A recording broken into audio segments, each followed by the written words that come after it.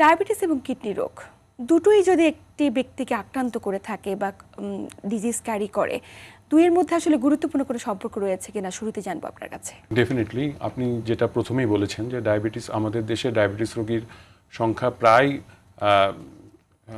1,40,00,000 মতো, যেটা এস্টিমেশন, এবং এর মধ্যে প্রায় প্রতি 2 জনের মধ্যে একজনই জানে না তার ডায়াবেটিস আছে, এবং প্রত্যেকটা ডায়াবেটিক রোগীর 3 জনের একজনই ডায়াবেটিস জনিত কিডনি ডিজিজ, যেটা ডায়াবেটিক কিডনি ডিজিজে আক্রান্ত। ডায়াবেটিক কিডনি ডিজিজের বিভিন্ন স্টেজ আছে, তবে এই স্টেজগুলোর যে কোনো একটা স্টেজে প্রতি 3 জনের একজনই ডায়াবেটিক রোগী কিডনিতে আক্রান্ত হয়।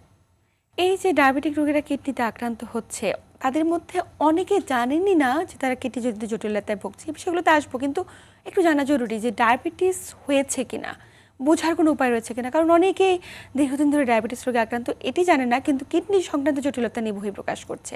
তাই শুরুতে জানা জরুরি ডায়াবেটিস হয়েছে কিনা। আসলে প্রথমে তো ডায়াবেটিস অ্যাসিমটোমেটিক, আসলে কোনো সিমটম থাকে না, তাই অনেকেই কিন্তু বুঝতেই পারে না তার ডায়াবেটিস হয়েছে। যখন রুটিন কোনো চেক আপ করতে যায় তখন দেখে যে কিডনিতে প্রবলেম বা ডায়াবেটিস তখন ধরা পড়ে। ইনিশিয়ালি ডায়াবেটিস অনেক সময় আসলে কোনো রকমের সিমটম থাকে না, তবে যাদের ফ্যামিলিতে ডায়াবেটিস আছে, যারা আমরা একটু স্থূলকায়, যারা একটু ওবেস, যাদের ওজন বেশি, বা যাদের মেয়েদের মধ্যে যাদের পিসিওএস ছিল, অথবা যারা একটু হেলদি লাইফস্টাইল আমি বলতে চাই যে সেডেন্টারি লাইফস্টাইল অ্যাকচুয়ালি গ্রহণ করে, যারা খেলাধুলা কম করে, তাদের মধ্যে ডায়াবেটিস হওয়ার সম্ভাবনা বেশি। এরকম যারা ডায়াবেটিস জনিত রিস্ক ফ্যাক্টর আছে, তাদের আসলে স্ক্রিনিং করেই আসলে আমরা বুঝতে পারবো যে তাদের ডায়াবেটিস আছে কিনা। কিন্তু ডায়াবেটিস কিভাবে কিডনিকে ক্ষতিগ্রস্ত করছে, বিষয়টা সম্পর্কে অনেকে জানেন, একটু জানতে চাই আপনার কাছে। ডায়াবেটিস হলো এমন একটি রোগ যেখানে রক্তে গ্লুকোজের পরিমাণ বেড়ে যায়।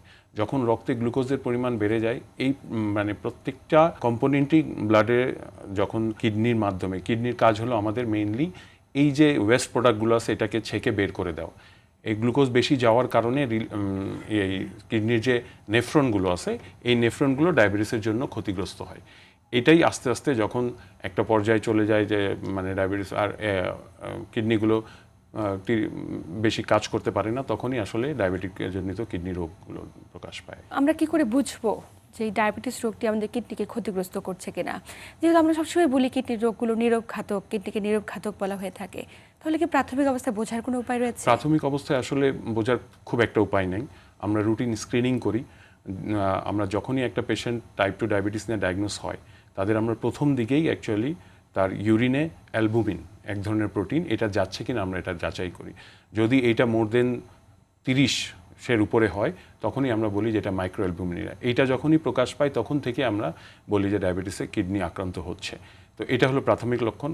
কোনো ক্ষেত্রে অনেক সময় দেখা যায় যে হাত পা ফোলা, চোখের নিচে ফোলা, এগুলো যদি থাকে তাহলেও আমরা বুঝতে পারি যে ক্লিনিক্যালি যে তার ডায়াবেটিস হয়তো কিডনিতে আক্রান্ত করেছে।